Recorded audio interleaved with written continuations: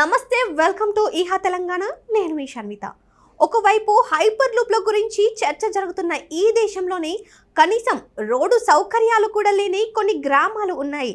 తెలంగాణలో ఇప్పటి వరకు కొన్ని గ్రామాల్లో రోడ్లు అలాగే రవాణా సౌకర్యాలు కూడా లేకుండా ఇబ్బంది పడుతున్నారు.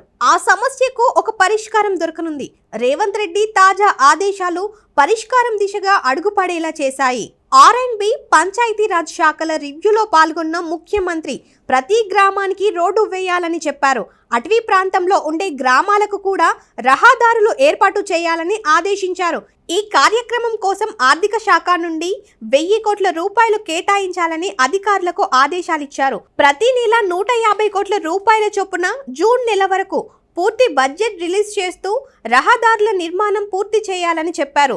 గత ప్రభుత్వంలో ప్రత్యేక గ్రామ పంచాయతీలు ఏర్పాటు చేశారు. తండాలను కూడా గ్రామ పంచాయతీలుగా మార్చారు. కానీ రోడ్డు సౌకర్యాలు మాత్రం ఏర్పాటు చేయలేదని అన్నారు రేవంత్ రెడ్డి. ప్రస్తుతం కార్లు, బైకులు తిరగడానికి అనువుగా రోడ్డు వెడల్పును రీసైజ్ చేసి కొత్త రోడ్లు ఏర్పాటు చేయాలని సూచించారు.